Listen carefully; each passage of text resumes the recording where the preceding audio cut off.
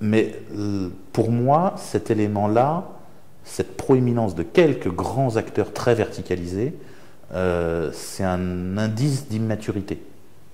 C'est un signe de manque de maturité des utilisateurs. Ce ne sont pas des utilisateurs qui étaient intelligents et qui sont devenus bêtes. Ce qui fait le développement de ça, c'est l'augmentation du nombre d'utilisateurs. Quand nous étions entre nous, sur Internet, comme je l'ai connu en 92 ou en 93, on était un tout petit nombre. On était peut-être 20 000 internautes en France, maximum. Sur les 20 000 en question, le plus illettré avait un diplôme d'ingénieur. Donc on était sur un public extrêmement éduqué, très peu nombreux, de gens passionnés, qui s'étaient donné un mal de chien pour trouver un accès Internet, hein, parce que ça ne se trouvait pas. Aujourd'hui, il suffit de taper le coin d'une porte et il y a 2 accès Internet qui tombent. Ça ne se trouvait pas comme ça à l'époque. Il fallait dépenser une quantité de blé pas croyable rien que pour avoir un ordinateur. Et donc on était entre gens extrêmement sélectionnés. Et cette extrême sélection faisait qu'on était entre gens plutôt très habitués au fonctionnement d'Internet et prêts à y consacrer beaucoup d'énergie et de temps, etc. etc. Aujourd'hui, ce qu'on trouve comme population sur le réseau, ce qu'on a trouvé à partir de 2003-2004, quand l'accès ADSL est devenu vraiment grand public, c'est n'importe qui ne sait pas bien pourquoi il a acheté un ordinateur, il a acheté un accès ADSL parce que le voisin en avait pris un, il a un ordinateur parce que le gamin était jaloux des copains d'école qui en avaient un, etc. Ils ne savent pas bien pourquoi ils l'ont pris. Et qu'est-ce qu'ils font avec? Le premier truc simple qui leur tombe sous la main. Et il se trouve que le premier truc simple qui leur tombe sous la main, c'est celui qui ressemble le plus possible à la télévision. Et donc c'est le truc ultra vertical, très centralisé, où il n'y a pas besoin de réfléchir, où il n'y a pas besoin de chercher ce qu'on fait, etc., etc. Et donc on reprojette immédiatement toutes nos habitudes de la vie de tous les jours en ligne. Alors l'impression que ça donne, c'est qu'on passe de 15 000 personnes qui avaient un usage très pointu d'Internet, qui étaient des scientifiques en train d'échanger sur des travaux de recherche, enfin, qui étaient des trucs assez chiadés, quoi, à 15 millions de personnes qui se disent sur Facebook « je suis allé faire caca ». Donc on a l'impression que le niveau a baissé. C'est pas vrai. Les 15 000 qui étaient très pointus, ils sont toujours très pointus. Juste Facebook, ils s'en servent pas. Ils n'ont pas bien compris à quoi ça servait. Au mieux, ils ont un compte et dessus, ils postent les photos du petit. Mais voilà, quoi, c'est pas... Par contre, les 15 millions qui ne sont pas encore...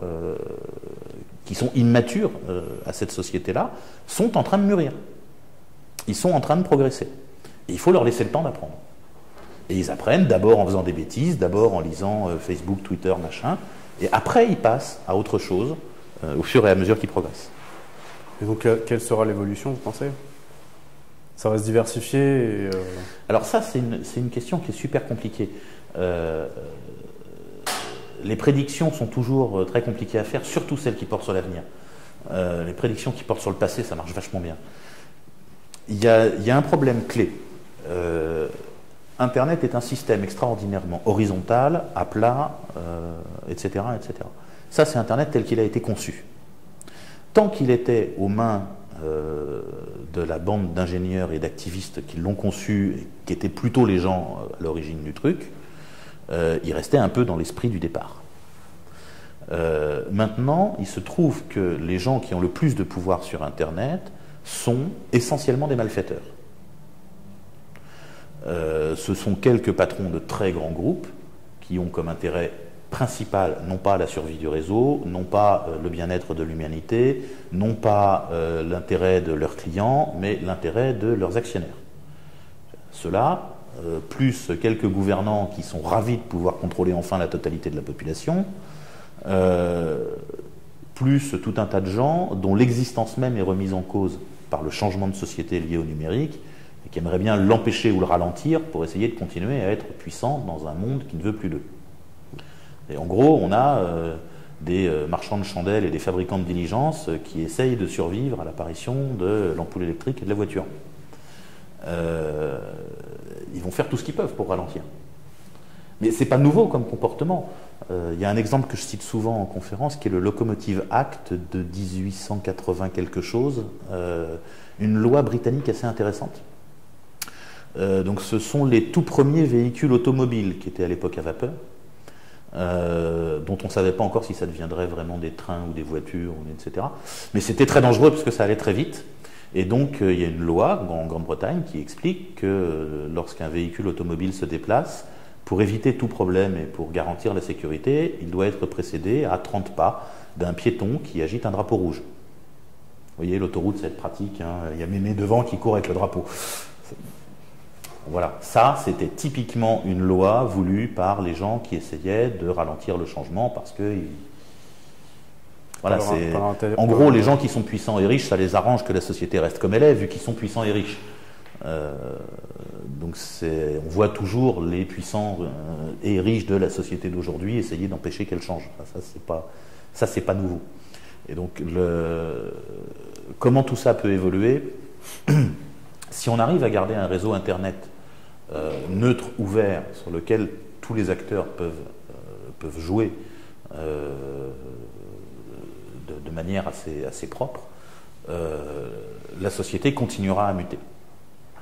Et donc, il restera des géants, il restera des géants comme Facebook, il restera des géants comme Google, mais qui seront une facette, qui seront un aspect, c'est-à-dire que quand on a envie d'utiliser tel ou tel service facile, on prend tel géant.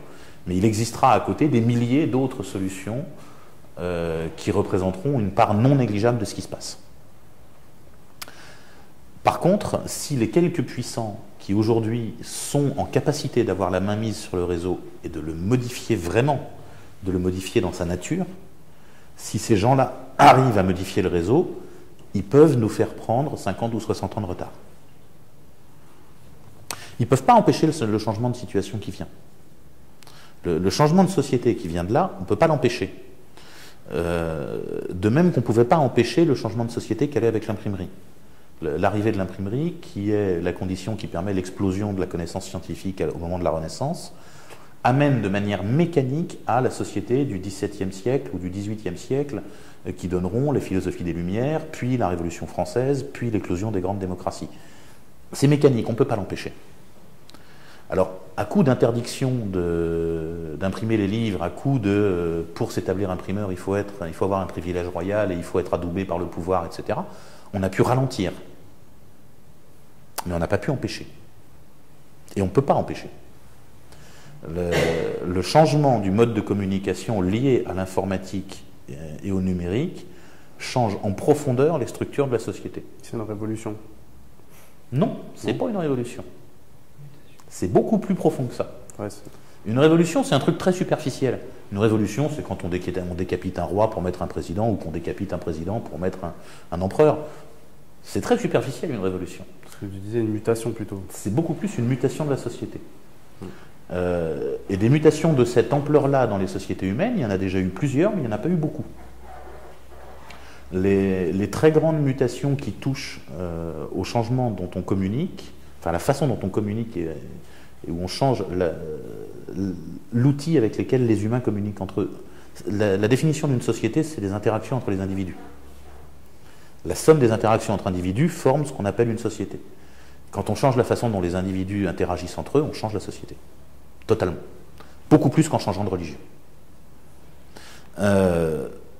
Les deux derniers grands changements dans ce domaine-là sont l'imprimerie, donc en lien avec la Renaissance, avec les Lumières, avec la Réforme, qui était la guerre entre catholiques et protestants dans toute l'Europe, etc. Donc, et qui joue un rôle clé. Et le changement précédent, globalement, c'est l'apparition de l'écriture.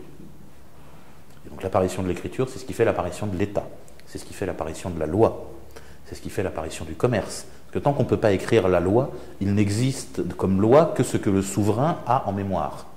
Si le roi ne se souvient pas qu'il avait dit qu'on avait le droit de faire telle chose, ben c'est qu'on n'a pas le droit de le faire. Ce qui compte, c'est pas qu'il l'ait dit, c'est qu'il s'en souvienne. Mais ça, c'est comme les gamins à la maison. Hein. Ce qui compte, c'est pas ce qui est interdit, c'est ce dont papa se souvient que c'est interdit. S'il a oublié qu'il l'a interdit, c'est que c'est devenu autorisé. Et donc, l'apparition de l'écriture, ça joue un rôle clé. On a même du vocabulaire pour ça. Une société qui date d'avant l'écriture, ça porte un nom. La préhistoire. Ça s'appelle une société préhistorique. Donc c'est quand même quelque chose de très précis. Préhistorique, ça ne veut pas forcément dire homme des cavernes qui court à quatre pattes dans la forêt. Hein. C'est préhistorique, en Europe, c'est il y a 3000 ans. c'est il y a à peu près 3-4 000 ans en Europe. C'est pas, il y a 3-4 000 ans, les humains, ils étaient comme vous et moi. Hein. Ils savaient déjà construire des maisons, élever du bétail, faire du manger. Ils ne savaient pas forcément fabriquer des ordinateurs et des machines à laver, mais ils étaient physiologiquement parfaitement identiques à ce que nous sommes aujourd'hui. Parfaitement identiques. Et ils n'avaient pas du tout les mêmes structures de société. Et donc ce que ça change, c'est vraiment la structure de la société. Et comment tout ça évoluera? La vision la plus pessimiste, c'est de dire que Orange, Facebook et Google vont réussir à s'entendre pour nous la mettre profond et on va avoir un réseau tout pourri dans les 60 ans qui viennent.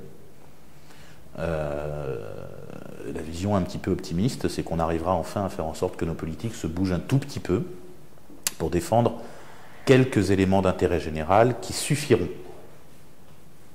à ce que l'évolution de la société ait lieu. Je ne sais pas si c'est une évolution bénéfique, hein. Je n'ai pas dit que c'était en mieux. L'homme préhistorique qui faisait des dessins dans les grottes de Lascaux, si ça se trouve, il était plus heureux que vous et moi. Hein. Je ne sais pas si c'est bien ou pas bien. Ce que je sais, c'est que c'est inévitable. D'accord, on va finir sur cette note. Je vous remercie Benjamin et puis bonne continuation à vous. Merci beaucoup.